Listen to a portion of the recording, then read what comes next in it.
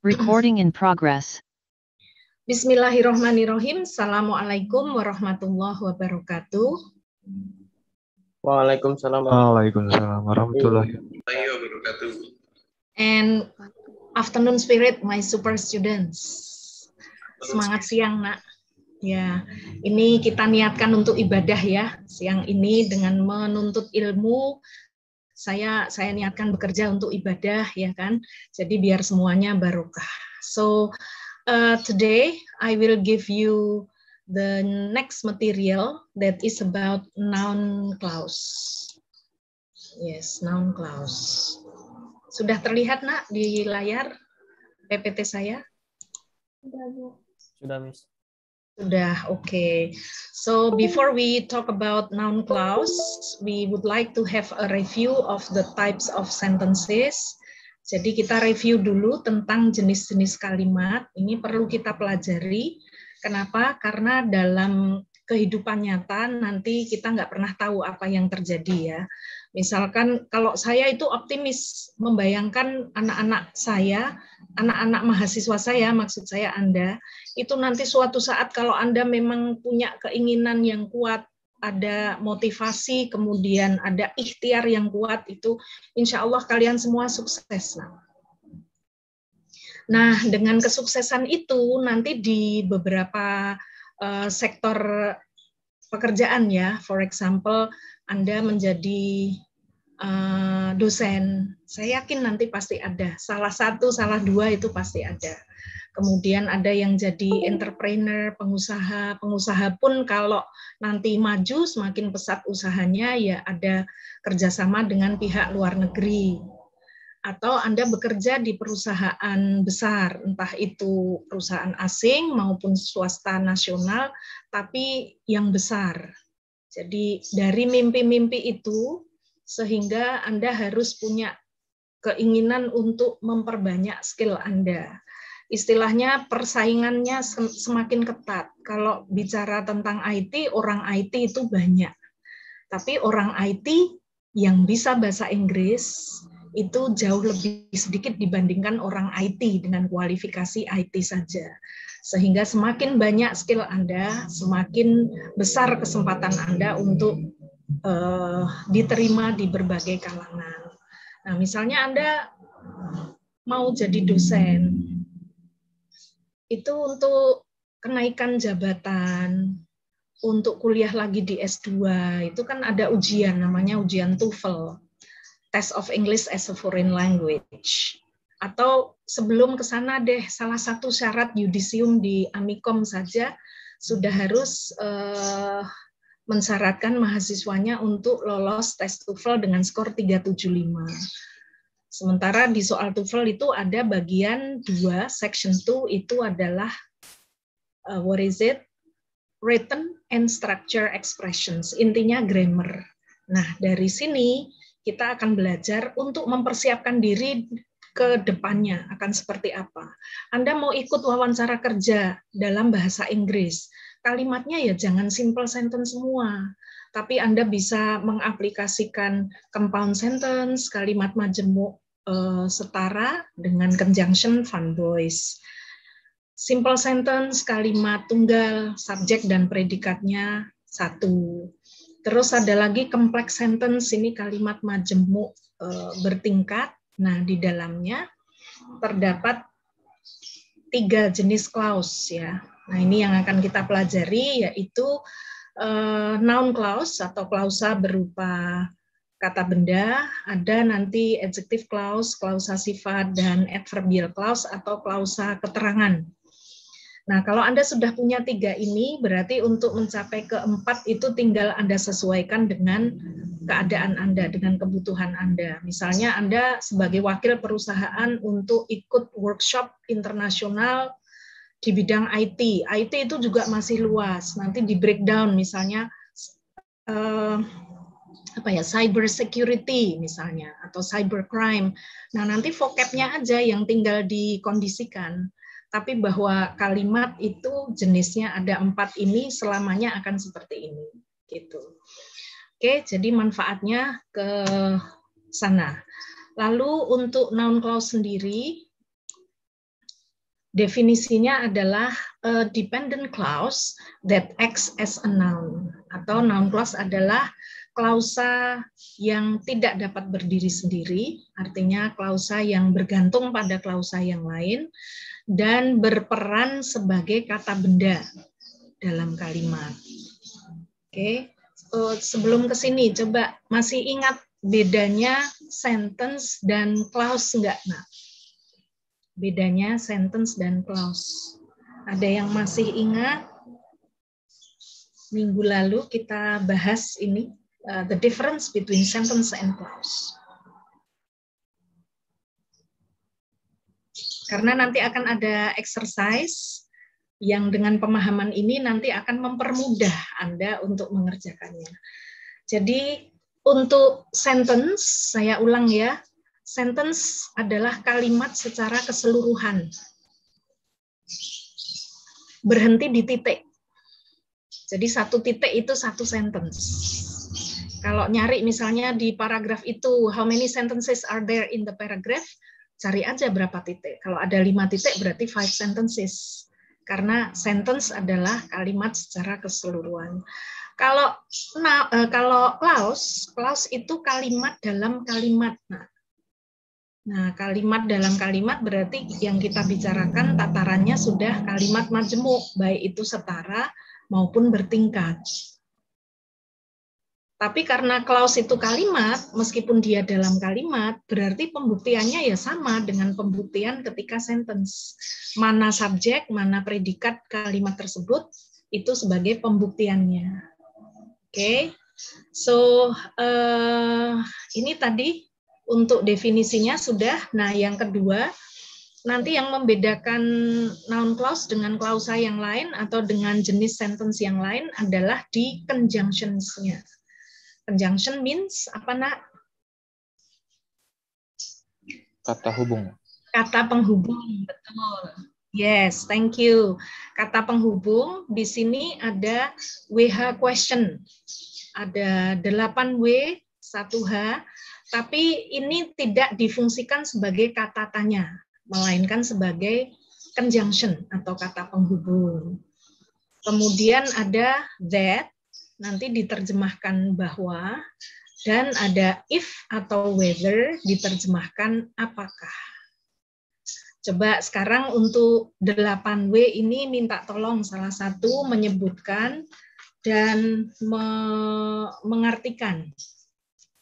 Kalau yang sudah ingat, tugasnya mengingatkan yang tidak ingat. Mungkin ada beberapa yang, kok 8, saya taunya hanya 5, for example. Jadi yuk ibadah berbagi ilmu. Silahkan, Nak. 8W, apa saja yang Anda tahu?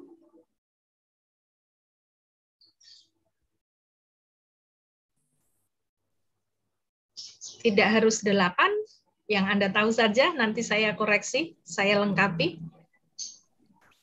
Mulai dari Bu. Yes. Mukhlisin mau jawab? Iya, Bu, saya Bu. Yes.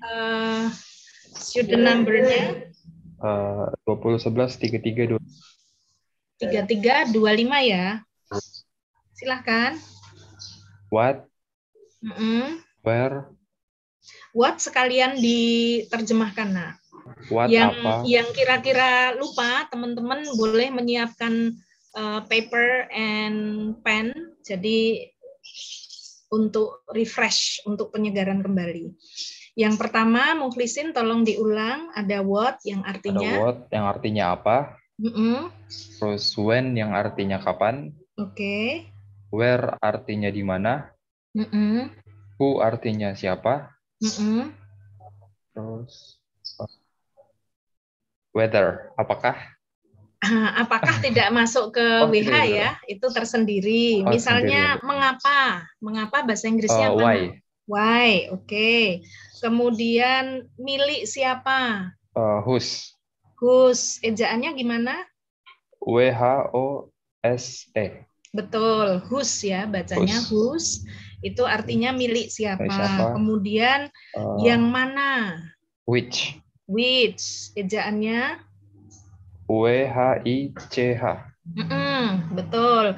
Terus untuk who itu ada dua, Nak. Yang sudah Oh iya, siapa itu who ada sama dua. whom. Yes, who dan Sama whom. whom. Oke. Pakai M. Ya, yang whom-nya WHO-M, kalau who itu WHO. Bacanya who. Seperti kalau ada ayam masuk itu who. Oh enggak ya. Whose itu ya. Whose itu yang milik siapa tadi ya. Oke, sudah ada 8W, hanya ada satu yaitu apa? Listen. How, betul. How, bagaimana. Tapi how ini nanti bisa digabung dengan kata lain sesuai kebutuhan Anda. Misalnya untuk menyatakan jumlah. Saya nggak tahu berapa orang yang akan hadir di seminar tersebut, misalnya. Saya nggak tahu berapa orang. Berapa untuk benda yang bisa dihitung. Pakai how. How many? How many, betul sekali. Kalau untuk benda tidak bisa dihitung, how much? Yes, berapanya adalah how much. Kalau contoh benda yang bisa dihitung apa, Nak? In English. Yang bisa dihitung, lihat di sekitar Anda itu semuanya benda. Sorry? Students? Of course. Yes. What else? Pen, mouse, laptop, fan, table, yes, and others. Keyboard. Friends, keyboard, yes, thank you. Kalau money, uang, itu masuk how much atau how many? Uncountable ya, tidak bisa dihitung. Padahal kan prakteknya kita bisa menghitung uang tuh. Gimana Anda menjelaskannya? Karena uang dunia ini sangatlah banyak. Waduh, kamu kok jadi puitis toh, Nak? Karena uang di dunia ini sangatlah banyak. Ya, iyalah. Artinya begini, maksudnya kalau dalam bahasa Inggris ini ya, benda yang bisa dihitung adalah semua benda yang bisa dihitung dalam wujud satuan. Jadi misalnya ini ada pen. Pen itu saya bilang satu, bendanya juga satu. Saya bilang I have 2 pens, bendanya juga 2. Itu berarti satuan. Kata benda dalam wujud satuan. Tapi kalau yang how much itu untuk kata benda yang tidak bisa dihitung dalam wujud satuan. Nah, uang itu kan satuannya bisa 1 lembar. Tapi kita tidak bicara lembarnya, kita bicara value, nilainya. Jadi bisa 1 lembar itu bisa 50.000, 10.000, 100.000 gitu. Sehingga uang termasuk ke dalam uncountable noun, menggunakan how much. Gitu ya. Is it clear, Nak? Clear, Bu. Yeah, okay. Right, so now we talk about the function of noun clause. Jadi dengan fungsi ini nanti akan memperjelas posisi noun clause. Karena dia berfungsi sebagai benda, tapi tidak hadir benda itu sendiri, melainkan hadirnya dalam wujud clause. Maka nanti untuk fungsinya ada 5. Untuk lebih singkatnya nanti bisa dalam jawaban, pas kita di WA group itu nanti exercise-nya, misalnya direct object itu ya DO, indirect object, objek tak langsung itu ya bisa IO saja, noun clause itu NC, predikat nominatif itu yang PN, object of a preposition OP, disingkat gitu aja. Oke. Nah, sekarang kita lebih ke contoh kalimat. I will share it to you. Sudah terlihat ya, Nak? Sudah, Miss. Yes. Masih ingat conjunction-nya apa saja tadi? Kelompok conjunction. 8W1H. Kemudian ada that, yang berarti bahwa. Lalu, kalau were itu kan berarti satu bagian di WH itu, 8W1H itu ya. Terus ada that yang berarti bahwa, dan yang terakhir tadi ada if atau whether yang artinya apakah. Oke. Tips untuk mencari noun clause adalah Anda cari dulu conjunction-nya. Kemudian karena ini clause, berarti susunan noun clause itu dari conjunction plus subject plus predikat. Ini minim, syarat kalimat kan minim ada SP. No object, no problem. Kalau mau ada objek ya nggak masalah, ada keterangan ya tidak masalah. Tapi misalkan cuma SP saja, ini sudah sah disebut kalimat. Kalau clause berarti kalimat dalam kalimat, nanti diawali dengan ini, susunan ini. Nah, coba dari rumus ini, sekarang untuk nomor 1, saya buka untuk poin keaktifan, manakah noun clause-nya? Noun. Tog. Tog. Ini rumus noun clause. Diawali dari conjunction. Whoever. Bukan. Bentar. Yuk, yang sudah menemukan, siapa cepat dia dapat. Salah it's okay, nak. Yang namanya ikhtiar itu ya ada trial, ada error.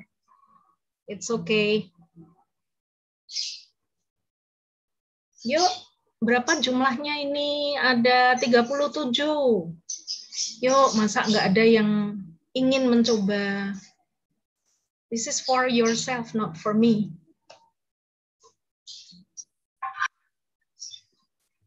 Raka, NIM-nya berapa? Suara Anda menggema, nak. 33. Oh iya. 33. 04. Silahkan Raka.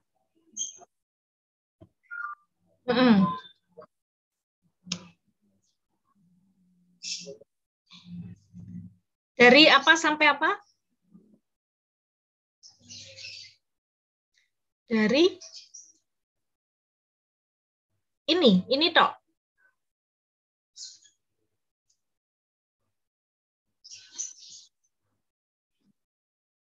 Yang mana? Kata apa sampai apa? Saya belum nangkap pesan Anda. Dari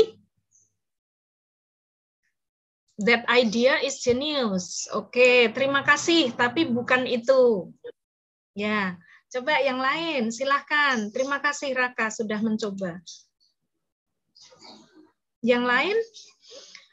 Kalau menilik dari rumus ini, berarti conjunction-nya adalah whoever. Kenapa? Karena yang pertama kan ini fungsi noun clause sebagai subjek. Nah, mayoritas subjek kan letaknya di awal kalimat, di depan kalimat toh. Jadi kadang memang kita pakai feeling ya. Rasa dalam berbahasa itu ya feeling aja. Bahasa itu cuma kebiasaan, style. Jadi untuk menyatakan cinta tidak harus selalu dengan I love you. 1 tambah 1 itu bisa 0 kalau di bahasa. Kenapa? Ketika vocab kita tidak mendukung. Mau ngomong apa coba? Di sini sebagai subjek loh. Noun clause sebagai subjek. Oh, berarti saya harus mencari conjunction-nya. Karena subjek itu di depan, oh berarti kemungkinan ini. Dan yes, correct. Setelah itu ada subjeknya. Sebentar. Khusus untuk whoever, siapapun, ya. Ini karena yang sedang dicari adalah subjeknya, maka subjek tidak muncul. Jadi whoever itu khusus, konstruksi atau susunannya khusus, berbeda dengan yang lain nanti. Kalau yang lain itu nanti terlihat jelas ada conjunction, terus diikuti subjek lalu predikat. Tapi khusus untuk who itu sometimes subjeknya tidak ada. Lalu langsung ke predikat. Predikatnya mana? Ini kebetulan bentuk lampau. Thought of. Ada objeknya, yaitu that idea. Nah, sudah ketemu. So, this is noun clause function as subject. Sekarang kalau mau dibuktikan untuk noun clause, ini conjunction-nya mana? Sekali lagi. Conjunction-nya adalah Whoever. whoever. Oke. Karena whoever itu menanyakan menyatakan siapapun, berarti subjek belum terdeteksi. Ini khusus ya. Langsung kita temukan mana predikatnya. Predikatnya adalah thought, memikirkan. Thought of ya. Ini adalah predikatnya. Lalu that idea adalah objek. Itu baru noun clause-nya. Nah, jadi sentence analysis, analisa kalimat hanya dalam noun clause-nya. Sekarang di sini ada berapa clause dalam satu sentence itu? Ada berapa clause dalam satu sentence? Ya, tinggal dicek berapa conjunction. Kalau satu conjunction itu logikanya menghubungkan dua klausa, berarti kalau ada dua conjunction, pasti ada 3 klausa. Nah, di sini conjunction-nya kan cuma satu, whoever. Jadi berapa klausa, Nak? 2. Ada 2, betul. Whoever thought of that idea, ini klausa pertama. Terus is a genius adalah klausa kedua dalam satu sentence ini. Good. Sekarang kalau misalnya ini kalimat akan saya hadirkan, tapi dalam bentuk simple sentence. Jadi biar Anda bisa membandingkan, oh kalau versi simple, versi kalimat tunggal itu seperti itu, satu subjek, satu predikat. Bisakah Anda sederhanakan yang merah ini untuk jadi tidak berupa clause, tapi bisa berupa noun phrase, frase kata benda saja. Siapapun yang memikirkan ide itu. Berarti kan dia seorang pemikir. Nah, pemikir itu apa? The Thinker. The thinker is a genius. Nah, ini subjeknya juga. Tapi dia hadir tidak dalam bentuk klausa. Dia cuma hadir dalam bentuk simple sentence, kalimat tunggal. Satu subjek, yaitu the thinker, dan satu predikat, yaitu is. Kalau di noun clause berarti ada 2 subjek, yaitu whoever, sedang ditanyakan, dan 2 predikat, yaitu thought dan is. 2 predikat. Nah, sampai di sini idenya ada yang ingin ditanyakan? Jika tidak, kita lanjut untuk kalimat kedua. Ini noun clause sebagai direct object, berfungsi sebagai objek langsung. Manakah noun clause-nya, Nak? Kalau lihat dari contoh di atas sih, do you know Maulidan what to... ya. Ya. 3345. Nggih, Bu. Silahkan, Maulidan. Kalau lihat dari contoh di atas sih, noun clause-nya itu do you know what to feel? Kalau Atau do you know? Sampai Coba. do you know what talk? Do you know? Bukan. Kalau do you know kan tidak didahului oleh conjunction. Kan Do sudah you saya know? berikan rumus ini. Kalau noun clause itu cari dulu conjunction-nya apa. Baru clause-nya. berarti kan contohnya itu What the what film will the film will be. Yes, thank you. What the film will be. Do itu Pokoknya kalau kamu dahulu cari ya. conjunction dulu, Nak. Sorry? Enggak, Bu, enggak apa-apa. Ya, jadi conjunction-nya what, lalu diikuti oleh subjek kan, setelah conjunction subjek. Subjeknya ya the film, lalu predikatnya will be. Nah, ini noun clause yang berfungsi sebagai direct object atau objek langsung. Coba sekarang kalau Anda sederhanakan menjadi kalimat tunggal, kalimatnya kayak apa?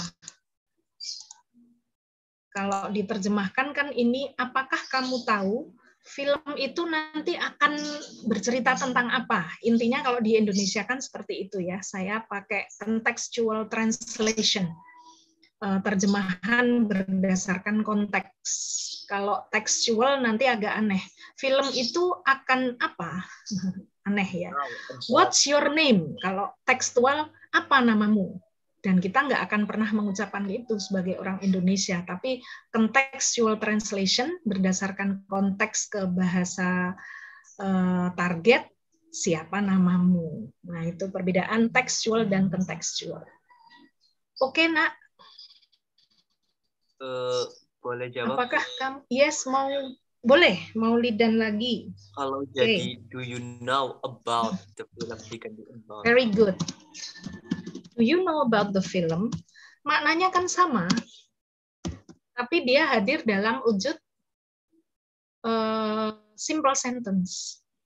Kamu tahu nggak film itu nanti akan seperti apa? Berarti kan intinya kamu tahu tentang film itu nggak? Sama kan? Berarti sudah mulai paham, alhamdulillah. Nah, sekarang ada satu perbandingan lagi. Ini kan hadir sebagai noun clause dengan susunan seperti ini. Sekarang kalau Anda ingin membuat interrogatif sentence dari kalimat itu jadi seperti apa, Nak? Interrogative sentence itu kalimat tanya. Saya singkat. Susunannya apa kalau interrogatif? Bisa WH plus auxiliary, kata kerja bantu, auxiliary verb, lalu subjek, baru predikat. Yuk, silahkan disusun. Kita mau ubah noun clause ini menjadi betul-betul kalimat tanya. Gitu. Gimana?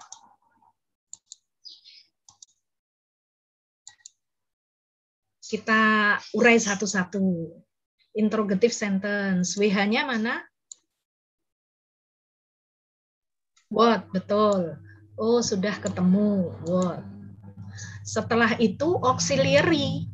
Padahal kalau di noun clause itu setelah conjunction subject. Nah, inilah letak perbedaannya di sini.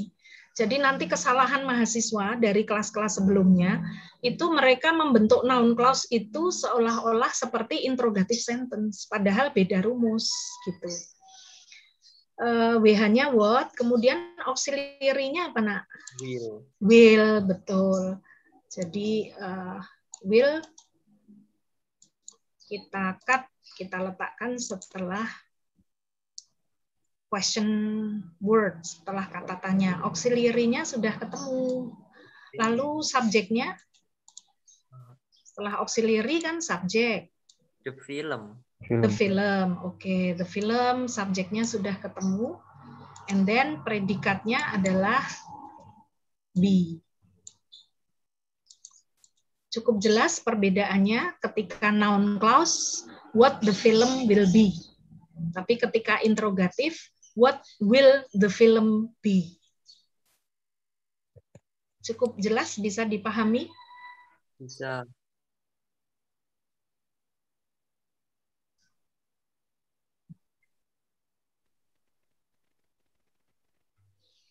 Beda fungsi, Nak. Kalau interrogatif itu kan kita tanya gitu loh. Pertanyaan kalau interrogatif itu. Tapi kalau noun clause itu pernyataan. Bukan pertanyaan, tapi pernyataan. Saya kasih contoh lain. Apakah kamu tahu siapa namanya? Coba. Bahasa Inggrisnya apa? Do you know his name? Nah, predikatnya belum ada itu. Kan conjunction, subjek, lalu predikat. Kalau clause kan harus ada SP minim. Do you know what his name? Ini kan baru. Nah, good. Yes. Ini tanda tanya di sini, ini milik siapa? Milik do you know atau milik what his name is? Oh, bukan. Do you know? Bukan. Miliknya do you know? Ya. Yes. Ini jangan difungsikan sebagai kata tanya, tetapi sebagai conjunction. Lalu subjeknya his name, and then predikatnya adalah is. Yes, so this is noun clause. Sekarang kalau Anda murni bertanya, Siapa sih namanya gitu? Jadi gimana susunannya? What is his name? Ya, good. Ini interrogatif. Paham ya, Nak ya? Pinter-pinter ya, kelas ini cepat nangkepnya. Sudah paham? Kenapa pakai tanda tanya, Bu? Kalimat pernyataan. Lah kan pertanyaannya itu ada di depan. Do you know kan tanya. Ini. Jadi tanda tanyanya itu miliknya do you know. Yang depan kan tanya ini. Kalau enggak tanya ya enggak ada. Enggak ada tanda tanyanya. Misalnya, sorry, I don't know what his name is. Itu saya buat pernyataan, bukan pertanyaan. Maaf ya, gue nggak kenal siapa dia, siapa namanya, gitu. Sambil jutek wajahnya. Sinetron Elsa Aldebaran. Sorry ya, gue nggak kenal siapa namanya. Nah ini pernyataan, bukan pertanyaan. Nah, tapi kalau ini kebetulan ada do you know dan itu adalah pertanyaan. Paham ya? Iya, Bu. Bu, saya mau nanya, Bu. Silahkan. Kan kalau yang sorry, I don't know what his name is. Kalau what is his name gimana, Bu? Kalau what is his name bentuknya pertanyaan. Nah, ini loh. Kalau ini kan dia klausa, kalimat dalam kalimat. Tepatnya apa? Noun clause. Sebagai kata benda. Kata benda di sini hadir dalam wujud klausa gitu loh. Jadi kalau misalkan kita ingin kasih pernyataan, pakai what his name is. Kalau buat pertanyaan, what is his name gitu. Yes, very good. Kalau ini mau kamu persingkat, bisa saja. I'm sorry, I don't know his name. Selesai. Iya kan? I don't know his name itu kan berarti simple sentence. Karena satu subjek. I, satu predikat, don't know. Objeknya ya cuma his name. Kalau ini objek, tapi wujudnya klausa gitu loh. Begitu, Nak? Lanjut. Yang ketiga, fungsi noun clause sebagai indirect object atau objek tak langsung. Contohnya ada the teacher will give whoever wins the competition some money. Guru tersebut akan memberi siapapun yang memenangkan pertandingan tersebut dengan uang. Nah, ini noun clause-nya yang mana, Nak? Siapa mau coba? Dari whoever wins the competition sama nih. Mukhlisin ya? Iya, Bu. Ya, silahkan, Nak. Dari whoever, Bu. Di junction-nya. Sampai wins the competition sama nih. Oh, wins the competition. Sampai competition saja. Samani ini kan direct objeknya. Jadi ini bukan milik yang merah ini, tapi samani itu milik sentence-nya. The teacher will give some money. To siapa? To the winner. Atau saya balik bisa. The teacher will give the winner some money. Bisa kan? Ya, ini noun clause yang berfungsi sebagai indirect object. Kalau mau dibuat versi simple sentence-nya jadi gimana? Jadi gimana? Coba, siapa mau coba? Whoever wins, siapapun yang menang lomba itu. Very good. Siapapun yang memenangkan lomba itu kan berarti pemenangnya. Some money. Good. Oke. Jadi the winner di sini sebagai indirect object, objek tak langsung.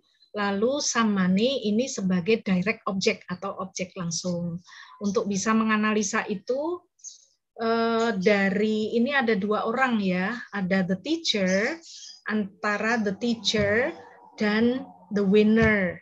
Ini ada penengahnya, ada yang di tengah itu berarti samani. Maka samani ini merupakan konektor antara the teacher dan the winner. Sehingga konektornya inilah yang disebut dengan objek langsung. Direct object. Kalau the winner itu implikasi dari uang ini untuk siapa toh? Oh, untuk dia, untuk si the winner. Nah, berarti dia adalah objek tak langsung gitu.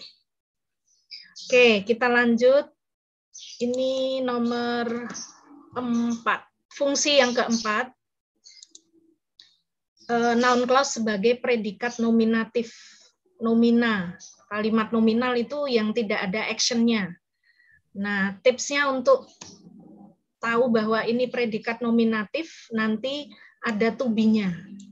To be-nya tidak di noun clause-nya, belum tentu di noun clause-nya, tapi sebelum noun clause. Jadi ini, for example, the focus of our work is how we can satisfy customers most effectively. Tolong dicari mana noun clause-nya.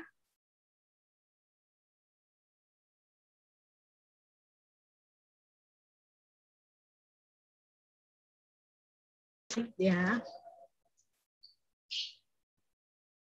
Ada nggak nih yang Putri?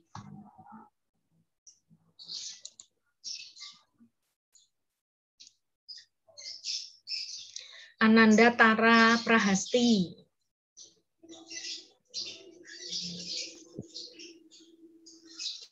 Ini kalau nggak ada, saya panggil nanti konsekuensinya saya delete di presensi.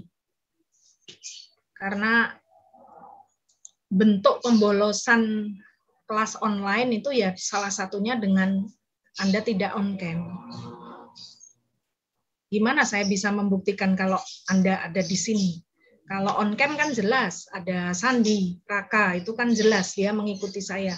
Tapi misalnya Muklisin, ini Iya, Bu. bisa saja ya. Nah, kalau direspon berarti anaknya ada. Tapi kalau tidak on cam, dipanggil diem aja, terus Anda sebut apa seperti itu. Bisa saja kan anaknya, oh ternyata baru nganter adiknya kemana. Berarti kan dia nggak kuliah. Itu salah satu bentuk dari ketidakjujuran, cheating. And I don't respect that. Ananda Tara, saya panggil lagi, saya hitung sampai 3. 1, 2, 3. Fix ya, tidak ada. Nanti akan saya delete dari presensi. Ada lagi yang lain, nomor 4? Ini Miss, belum menemukan nih. Ananda Tara kayaknya nge-respon, Miss, di chat. Lah ya, tapi kan dia ada di sini. Berarti kan dia membohongi kita semua, toh, Nak. Masa kayak gitu mau dibelain? Koruptor kamu belain, janganlah. Iya kan? Di chat tidak merespon, tapi ikut. Jadi dia ingin dianggap kuliah, padahal dia nggak kuliah. Secara keilmuan tidak ada, tidak dapat dia. Wong nggak stay with me kok, nggak listening to me kok. Itu tadi katanya Ananda Tara di komen udah jawab. Nggak mau nyala katanya, Miss. Nyala, Bu. Ada trouble mungkin. Trouble di mic-nya gitu. Ya, semoga alasan ini tidak merupakan alibi untuk mencari pembenaran diri. Sudah, itu saja ya. Tidak usah saya perpanjang. Saya buka untuk poin keaktifan nomor 4. Mana noun clause-nya? Miss.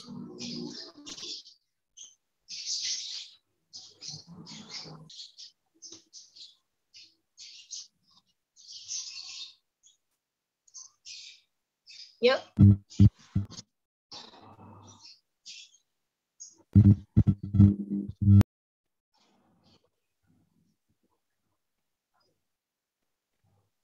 Kok cuma sampai situ? Iya, betul. Iyalah, sampai terus. Kalau ini tadi memang tidak, ya variasi soal kan, yes. Oke.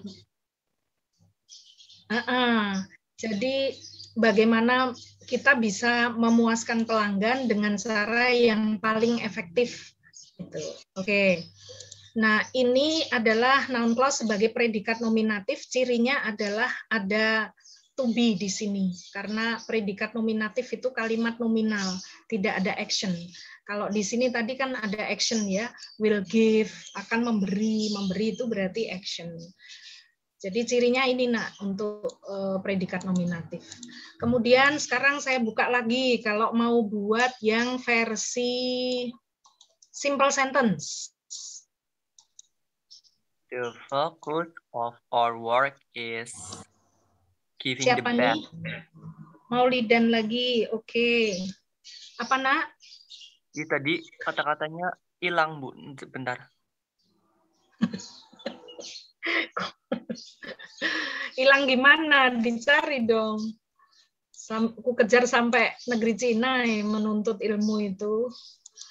Itu menunjukkan betapa pentingnya ilmu. The Yes. focus of our work is giving Mbak the Kampur. best to our customer. Iya, betul. Jadi our focus of the focus of our work bisa saja Anda katakan customers, singkatnya adalah customer satisfaction. Now, simple sentence. Bisa kan? Fokus kerja kita apa? Ya, kepuasan pelanggan. Kepuasan pelanggan. Itu adalah simple sentence. Coba kalau noun clause ini sekarang Anda ubah menjadi kalimat tanya. Interrogative sentence. Ingat rumusnya kalau interrogatif susunannya seperti ini. Ayo dipraktekin nak, siapa mau coba? Yes. Ayo.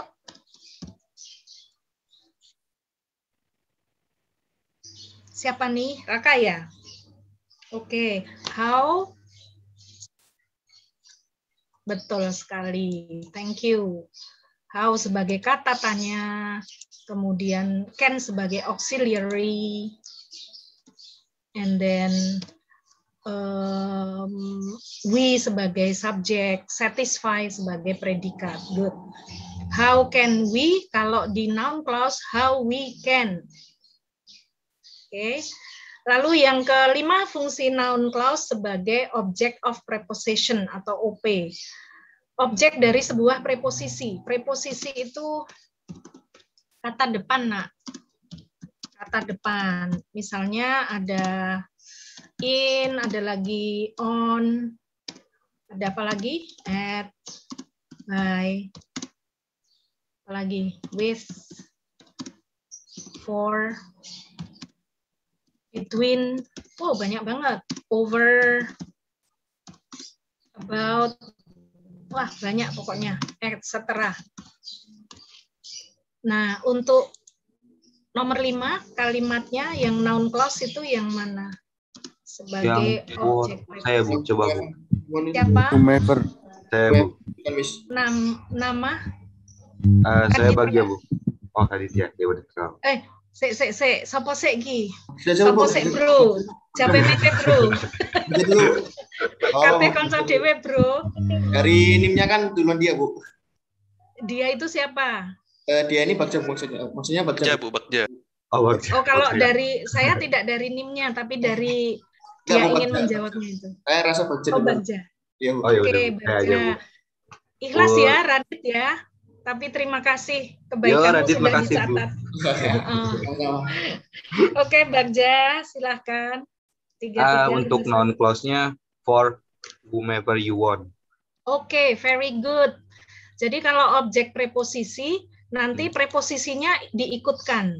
Oh, oke. Jadi ini Iya. for-nya ya, dimulai Yo. dari for, preposisi, kemudian whomever itu sebagai conjunction, lalu subject, you, want predikatnya. Good. Kalau mau diubah ke ini, ke simple sentence, coba Raditya mau coba. Saya tidak ingin mengecewakan Muna. Cie, ileh. Oh, ini Bu, malah nggak bisa Bu. Malah nggak bisa, Malah nggak bisa, Bu. wes. Oke, coba kamu pikirkan.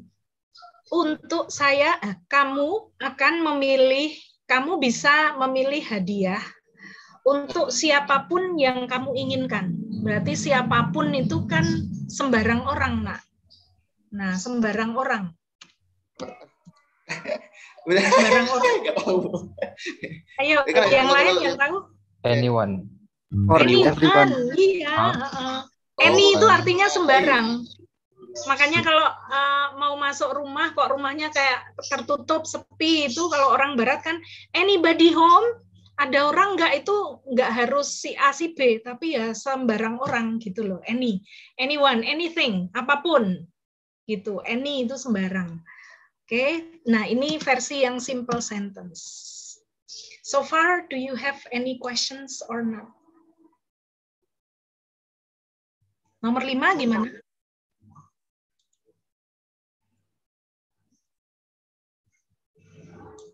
For-nya masuk ke preposisi, yes.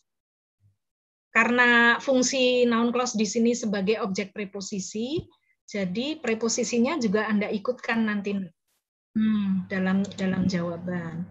Ada lagi yang lain? Bu, yang tadi indirect object. Kalau tidak, Yang indirect object tadi ciri-ciri.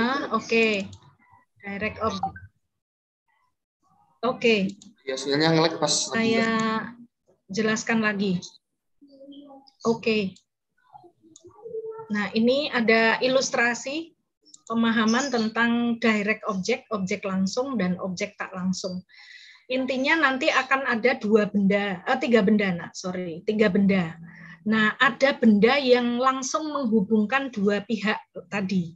Misalnya di sini, ini ada the beggar, pengemis, ini ada Nia. Nah, antara pengemis dan Nia ini dihubungkan oleh objek langsung, yaitu Samfut. Jadi kalimat ini terbentuk antara Nia dan the beggar itu dikarenakan ada objek langsung menghubungkan antara Nia dan the beggar. Apa itu? Food. Kalau nggak ada food, nggak ada kalimat. Nia sedang memberi pengemis itu. Lah ngekei opo? Masih apa? Sehingga yang dikasih itu menjadi objek langsung. Gitu loh. Paham ya? Konektor lah.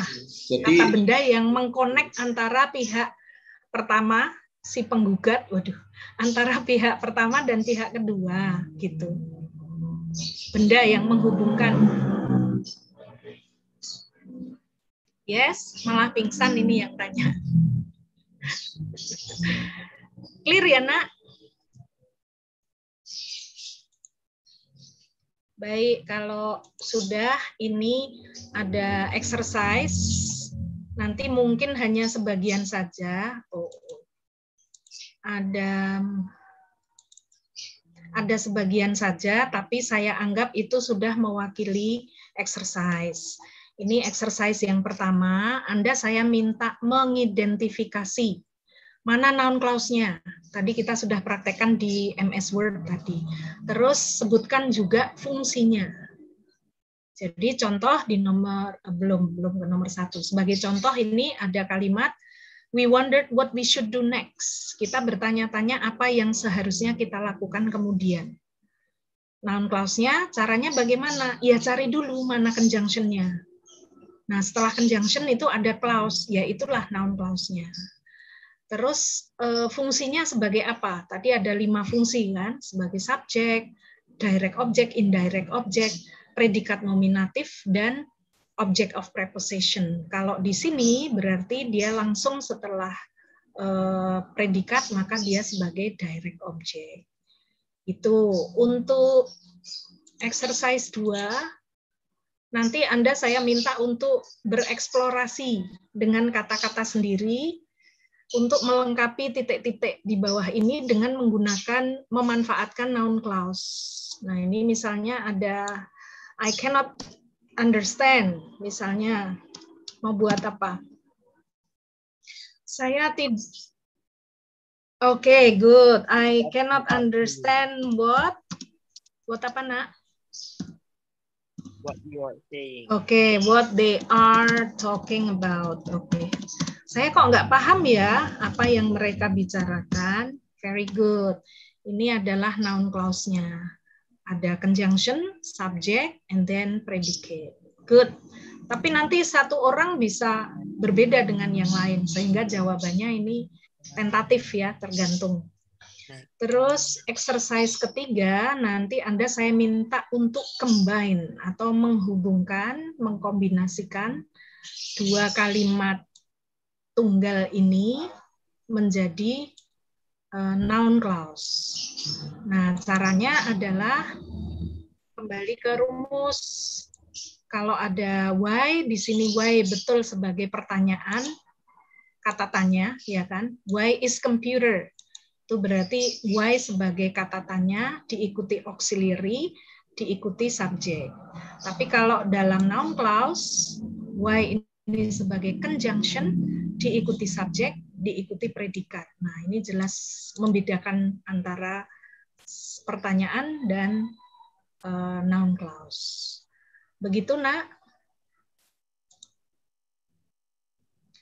Terus untuk minggu depan ini kaitannya dengan weekly topik mingguan kita yang sudah kita ada di pertemuan keempat. Kemudian mulai minggu depan sampai ke-7 itu kita akan bahas tentang job interview atau wawancara kerja. Saya berpikir bahwa di Amikom itu bahasa Inggris hanya sampai 3 semester. Sehingga di semester akhir inilah saya ingin membekali kalian dengan pengetahuan seputar wawancara kerja dalam bahasa Inggris. Nah, saya ingin Anda untuk be yourself first, menjadi diri sendiri dulu. Saya akan share 10 pertanyaan, kemudian jawab ala-ala dirimu. Baru nanti di pertemuan ke-7, itu akan saya bahas, kalau ada pertanyaan seperti ini, kamu harusnya jawabnya gini. Atau intinya jangan menjawab seperti itu. Karena nanti dari jawaban itu bisa diambil kesimpulan bahwa kamu orangnya seperti ini.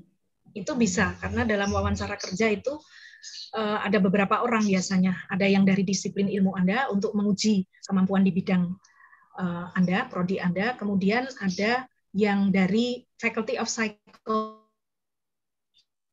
atau Fakultas Psikologi, itu untuk mengetahui kepribadian Anda. Ini jangan-jangan karyawan saya ini ada bipolar. Nah, itu bisa diketahui dari wawancara itu. Atau oh ini kesannya A, ini kesannya B, oh ini kepribadiannya seperti ini, itu ada. Jadi nanti akan saya berikan tips untuk menjawab di pertemuan ke-7. Untuk real tugasnya nanti saya share di Google Classroom. Jadi minggu depan hari H-2 itu sudah harus dikumpulkan di Google Classroom. Begitu, Nak.